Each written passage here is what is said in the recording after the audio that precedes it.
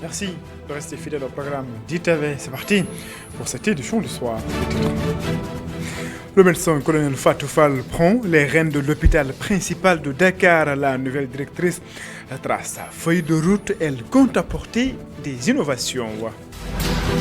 135e édition du pèlerinage marial de Popenguine. Le comité national de l'organisation du pèlerinage marial de Popenguine prend les devants. Toutes les dispositions ont été prises pour un bon déroulement de l'événement. Colère des habitants de Ndiayen Sira et de Mewan Bayi, ils s'opposent à la mise en place d'un projet dans leur commune. Selon eux, ils n'ont pas été informés par la mairie. Voilà pour les titres. Le développement, c'est dans un point de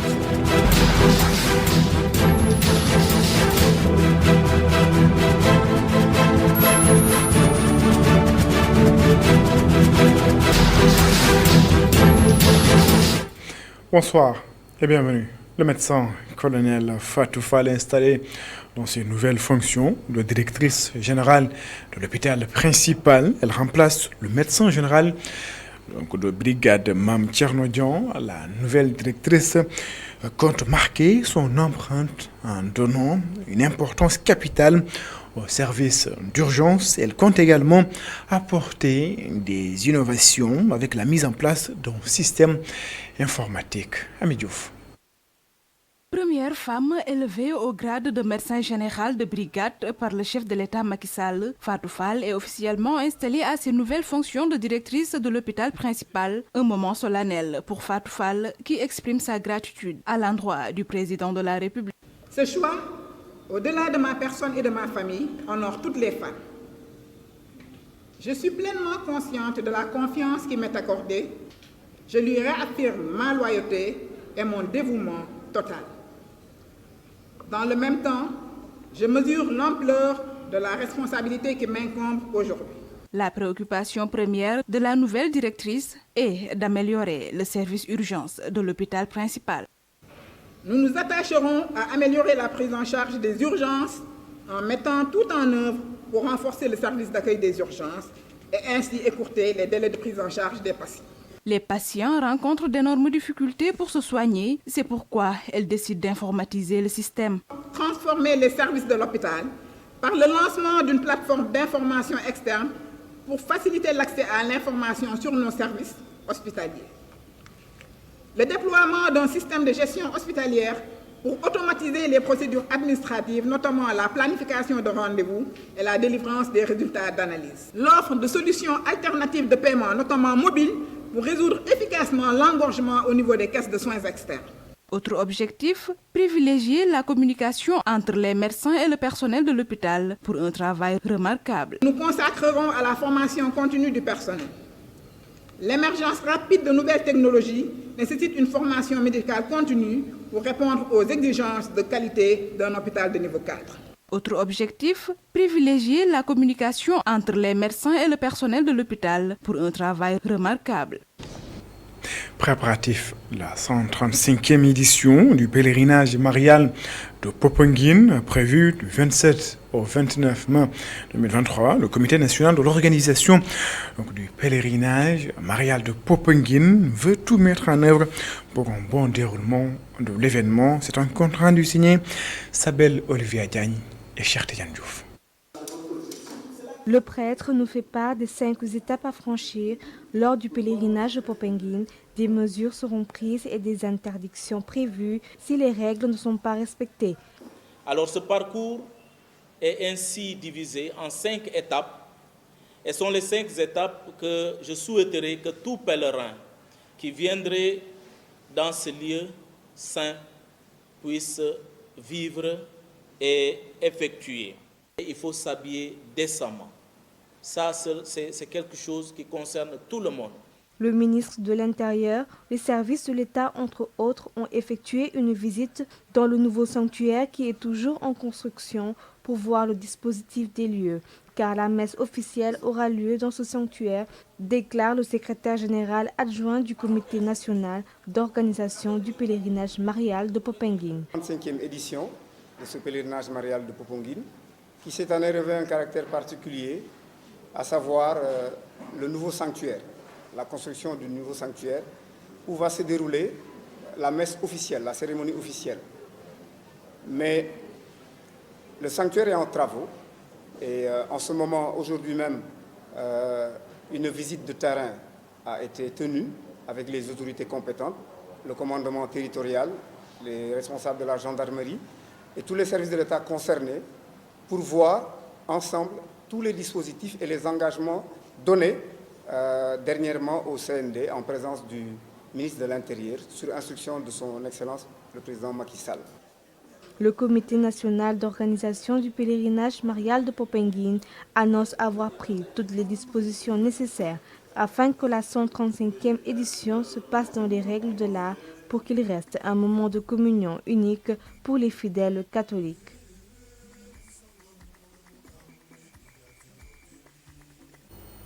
Question d'actualité à l'Assemblée nationale, un débat houleux entre les députés et des ministres, le maintien de l'ordre, les arrestations, tous azimuts, les victimes de manifestations au cœur des débats. L'opposition charge avec des questions. Le gouvernement se défend. C'est ce que nous dit Alioune Sow. Le gouvernement face aux parlementaires à l'hémicycle des questions brûlantes de l'actualité soulevées. Le député Guy Marius Sagna, d'un ton ferme, s'adresse au ministre de l'Intérieur.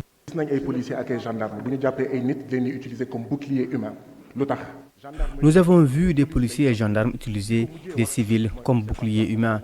Pourquoi? Pourquoi la police torture et tue les Sénégalais? Il n'y a aucune enquête. Pourquoi il y a beaucoup d'arrestations des membres de PASTEF? De l'ordre en amenant systématiquement les militants de PASTEF en prison. Antoine Diome se défend. Le ministre de l'Intérieur sert une sourde réponse à la question. Maintien de l'ordre, doctrine bi soppeekuwul. Le maintien de l'ordre n'a pas changé, mais ce qui a changé, c'est la manière de manifester avec les discours de haine et de violence. Et partout au Sénégal, nous allons assurer le maintien de l'ordre. Les interventions se poursuivent. Le président du groupe parlementaire de Yewwi Askan Wi brandit un chapelet de questions. Des personnes mortes à Ngor et à Keur Massar 14 au mois de mars. Jusqu'à présent, aucune enquête. Didier Badji et Fulbert Sambou, où se situe l'enquête? Est-ce qu'aujourd'hui c'est normal de faire une utilisation systématique de l'arme à feu envers les citoyens? Aujourd'hui, war nañu def l'utilisation systématique d'armes à feu ci kaw citoyens. Le Premier ministre réagit sur les inquiétudes de Birame Souleye Diop. Amadou Ba le rassure. Nous sommes un pays de droit. Nous sommes un pays de droit. Toutes les enquêtes sont en cours et le moment venu, la justice fera son travail.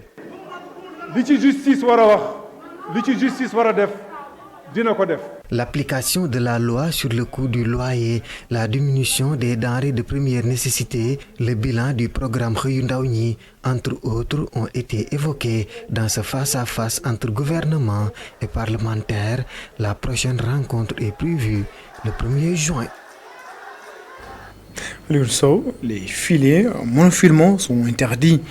Le député Diallo Bathily s'interroge sur les dérogations qui ont été faites et les bénéficiaires. Le ministre des Pêches apporte des précisions. Je vous propose de l'écouter.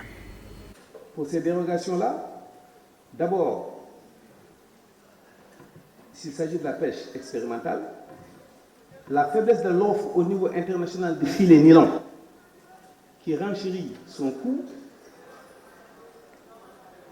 l'utilisation de filets de coton alourdit les pirogues et par conséquent augmente la consommation d'essence.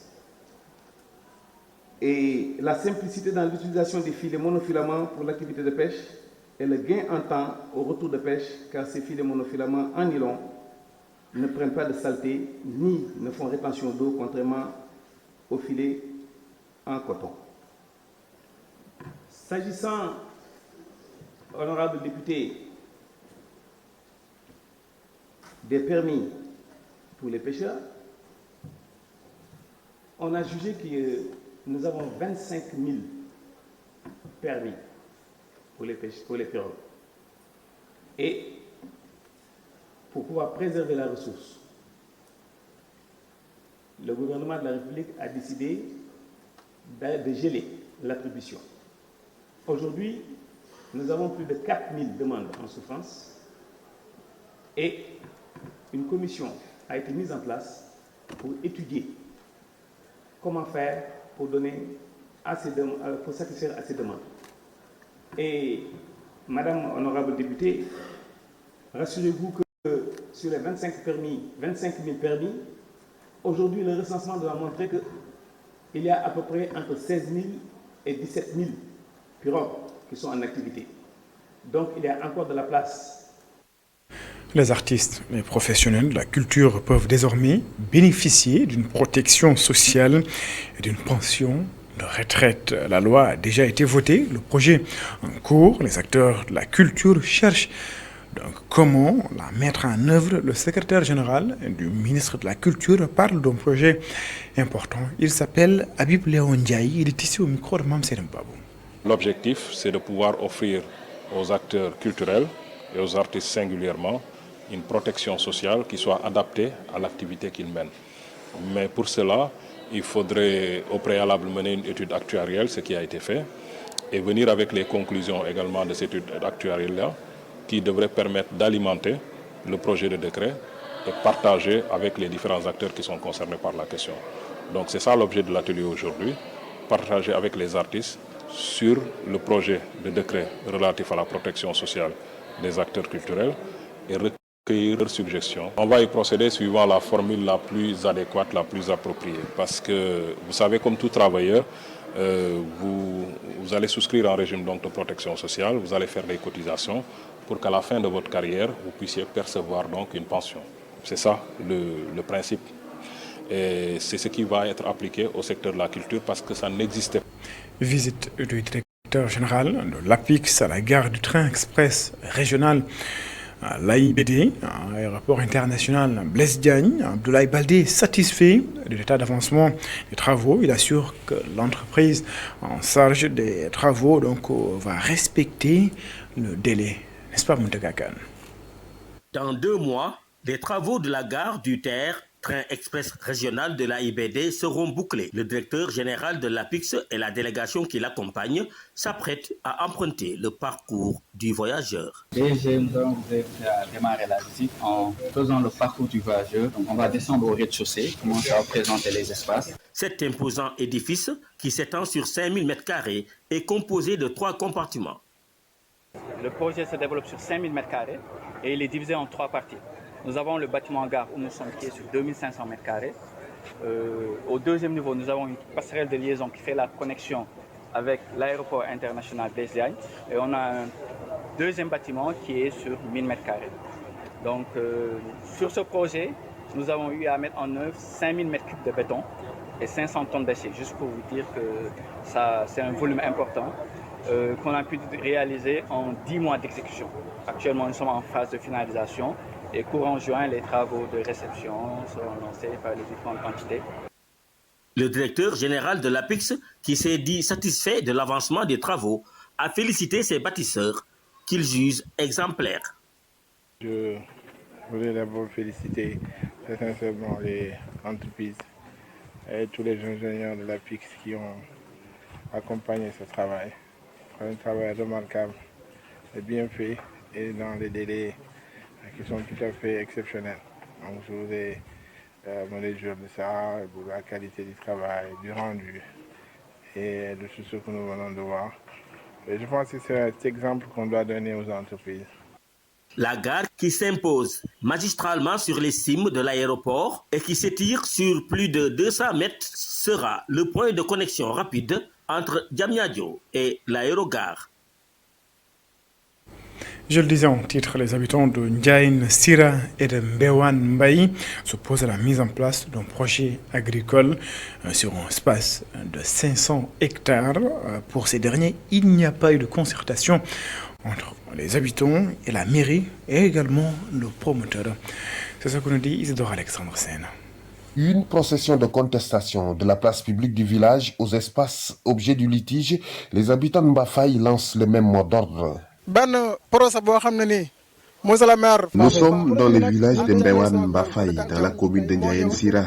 Nous ne sommes pas d'accord sur ce projet. Un projet qui doit durer 35 ans sans concertation. Nous estimons qu'il y a anguille sous roche. En effet, 500 hectares risquent de leur échapper pendant 35 ans.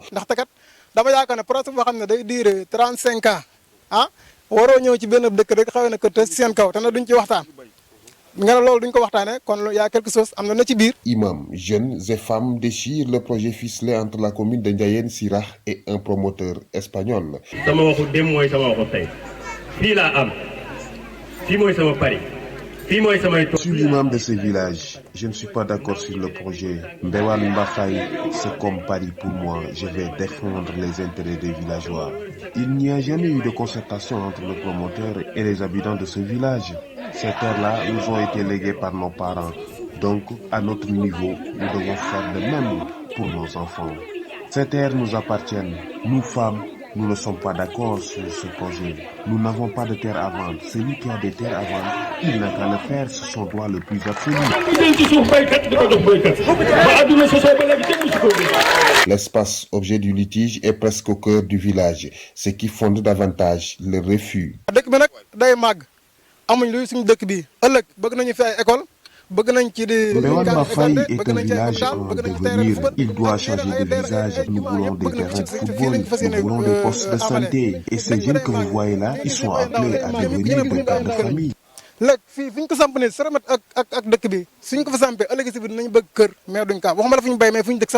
Nous avons essayé de recueillir la version des autorités municipales de Ndiayène Sirakh, des tentatives jusque-là sans succès.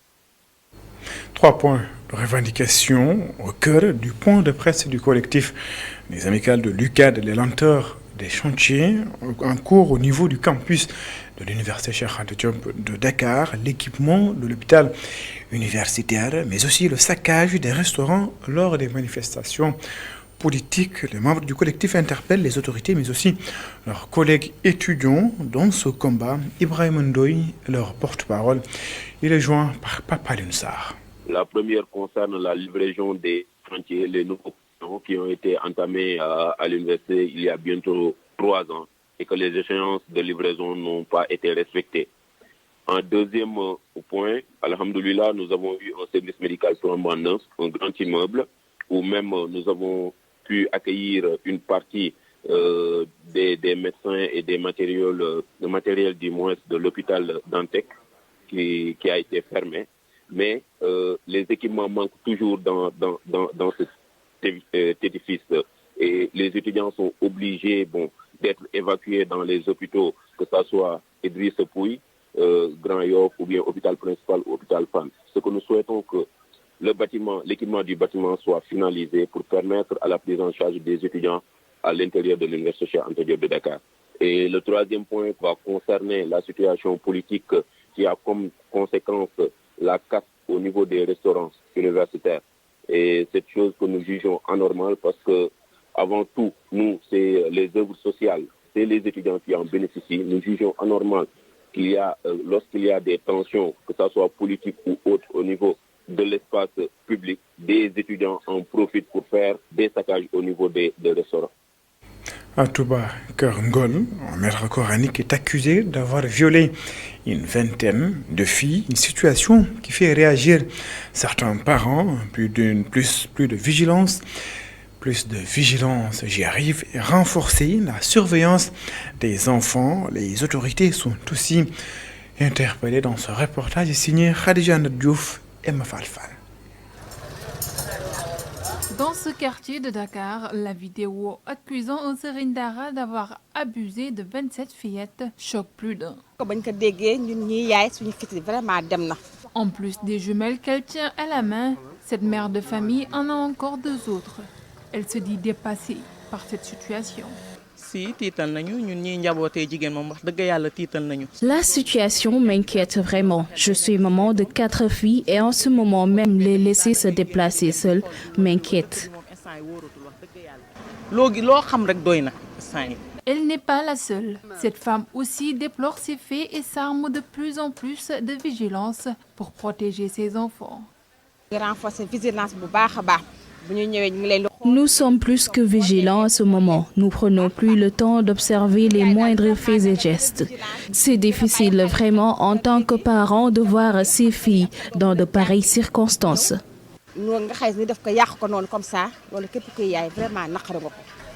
Pour sauver les enfants des mains des prédateurs, ces pères et mères de famille mettent l'accent sur la communication. Il faut que les parents sachent mettre au centre de leur relation avec leurs enfants la communication. Cela pourrait simplifier les choses.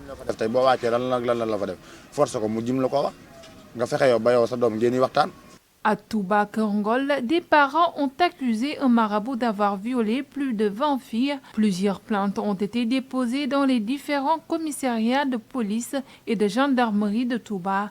Mais jusque-là, les parents attendent toujours des avancées dans l'enquête. Entièrement rénové par le directeur général de la Sénico, la grande mosquée de Darussalam rouvre ses portes aux fidèles. Le khalife général des Mourides a assisté à l'inauguration en présence des milliers de fidèles venus un peu partout. Gorondaklo et Tchornofay. 10 milliers de fidèles mourides venus un peu partout ont marqué leur présence à la cérémonie d'inauguration de la grande mosquée de Darussalam, une tribune pour certains de magnifier les travaux de rénovation de ce lieu de culte. L'islam là. Parce que c'est la deuxième fois que je suis Touba, mais c'est la deuxième fois que je viens dans cette cité religieuse et je dirais que c'est ça l'islam. Nous sommes vraiment fiers de venir à Darussalam. Pour rafetlu dal liggéey bi amna solo kontaan nañ ci bu baax a baax macha allah. jullit yëpp daje nañ fi. Toute la Oumma islamique a pris part à cette cérémonie, ce qui traduit l'union parfaite des foyers religieux. Serigne Touba a encore triomphé.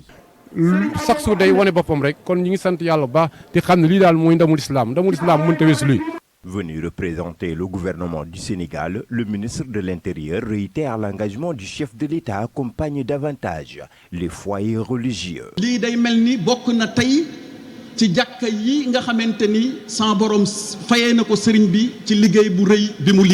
Dieu a encore béni la démarche de la communauté mouride, ce qui fait qu'aujourd'hui, nous sommes tous réunis pour inaugurer la mosquée de la première capitale du mouridisme. Et Macky Sall est toujours prêt à matérialiser les consignes du calife général des mourides.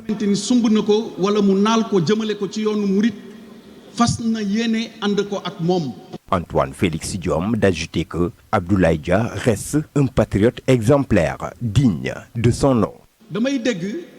ci lu bari nit ñi di wax patriote waaye bu ngeen bëggee gis patriote xool leen sëñ Ablaye Dia ndax patriote mooy kii defar te du yàq. Souvent, beaucoup de gens prononcent le mot patriote et ignorent ce que cela signifie réellement. Mais sachez que Abdoulaye Dia a traduit parfaitement le patriotisme, ce qui est différent de saccager et de vouloir brûler ce pays. Patriote mooy ki nga xamante ni day wër ay jàkka ak i jumaa di ko defar. te yàlla suñu borom rek tax te yàq amul benn diine bu ko santaane xam naa ni lu sa borom bañ la waaye tamit lu sëriñ bi bañ la. La grande mosquée de Darussalam rouvre ses portes aux fidèles musulmans, une ouverture marquée par la présence du calife général des Mourides. Vous pouvez donc retrouver la rediffusion de l'entretien de Déthié Fall, président du PRP, membre de Yewwi Askan Wi, accordé au groupe Immédiat Invest à 22h. C'est la fin de cette édition. Merci de l'avoir suivi. Excellente suite de programme sur les antennes d'ITV. Au revoir.